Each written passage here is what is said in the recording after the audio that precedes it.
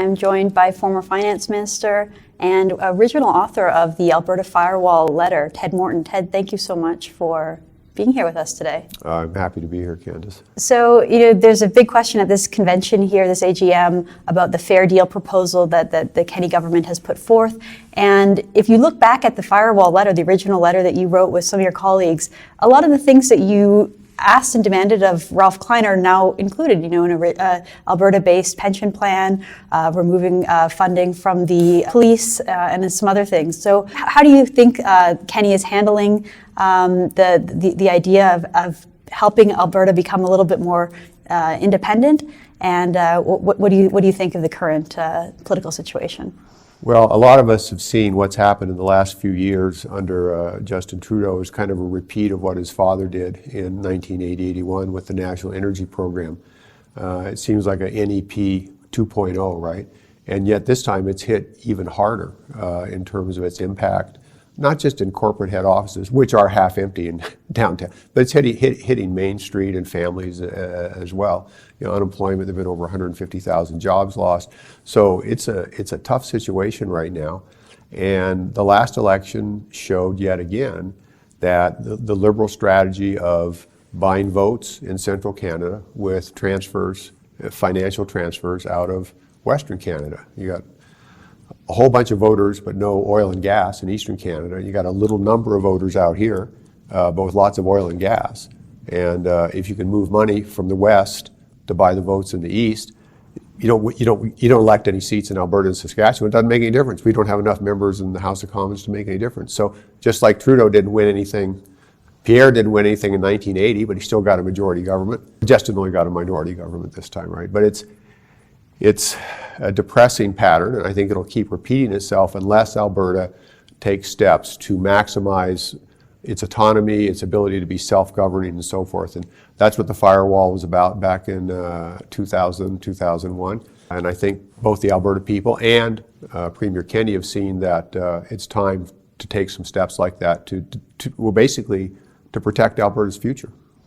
So that letter was written, 20 years ago now, and you argued in a recent op-ed that in so many ways, Alberta's in a worse situation now in Confederation within Canada than it was 20, 30 years ago, despite all of the political movements, all of the achievements that we have seen. The West wants in, and then with Prime Minister Stephen Harper, the West was in, and yet here we are in 2019 coming into 2020, and we see the country sort of falling apart in many ways. When the CN rail strike was happening, ground to a halt, and we can't seem to build critical infrastructure. We have a resurgent bloc in Quebec and a new separatist movement out here in Alberta. So how has it happened that we're in such a bad situation today? Well, it was a very depressing piece for me to write because my bottom line was what my generation, the kind of the baby boom generation of Alberta political leadership, I was sort of mid-tier, but we had great leaders, Peter Lougheed, Preston Manning, Stephen Harper, and despite that leadership, despite all the hard work,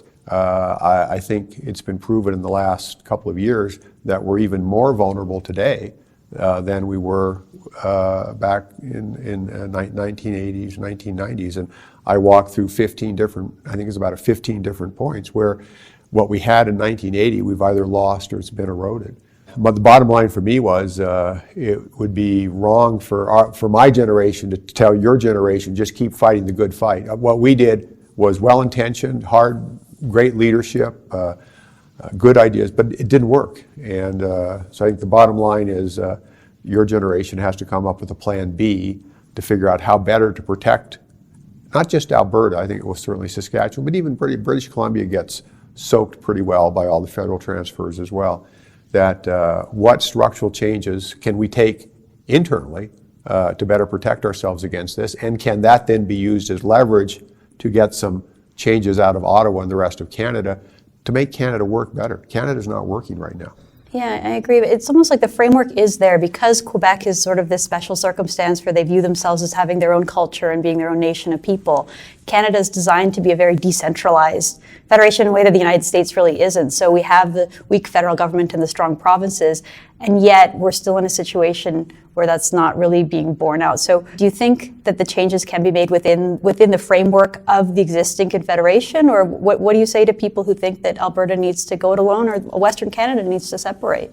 Well, I think you have the status quo, which an increasing number of Albertans and Westerners think is just unacceptable, because we're just, too prone to being economically pillaged by the Liberal Party of Canada to buy votes in the East. And then on the other extreme, you have the separatist option, and suddenly, instead of it being kind of a fringe 5 or 10%, it's up, to 20 or 25%? Mm-hmm. Well, there's a whole bunch of policy room in between, and I think what Premier Kenney is doing with the Fair Deal panel and the Fair Deal initiative is to say, let's go out and look at some ideas that were already out there, and we're bringing them back, putting them on the table, let's discuss them, and let Albertans decide what are kind of the middle grounds between the two extremes of the status quo or separatism, both of which I think Premier Kenney's made pretty clear are unacceptable to him and also unacceptable to a growing number of Albertans. So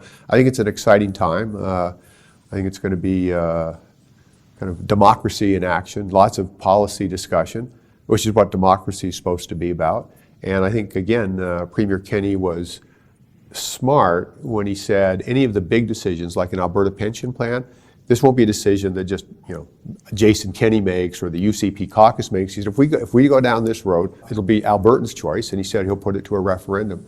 So I think that should give Albertans a certain amount of confidence to have a really robust, open discussion about all these options, because at the end of the day, it's going to be Albertans who make the decision, not just Jason Kenney and the UCP. So I thought that was both clever of him to do, but also the right thing to do.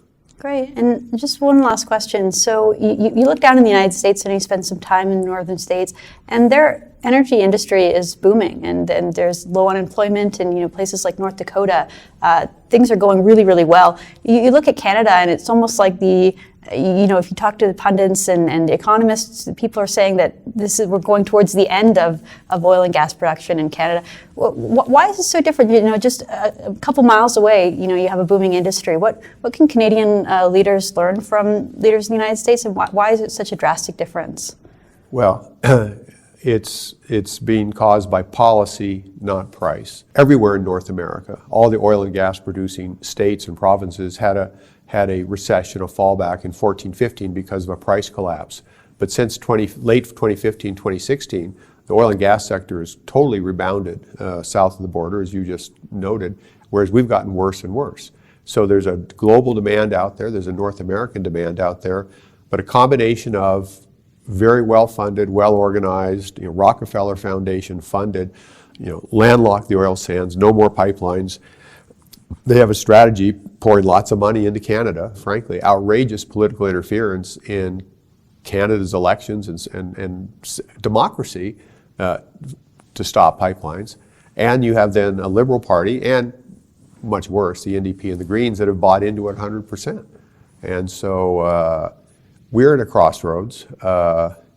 We have been, I'll say one thing good that my generation has done. We've made Alberta the single largest contributor to Canada's economy, right?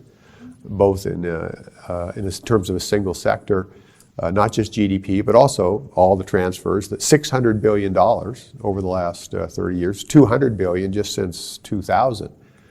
And now these same people, and again, mostly Quebec, or certainly led by Quebec, the very people that are getting 66 cents of every equalization dollar now want to shut down the very economy, the energy sector in Western Canada that generates this kind of wealth. So we're at a crossroads.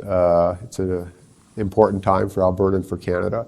I'm very excited about the Fair Deal Committee, and I'm looking forward to a really robust public discussion of what our options are.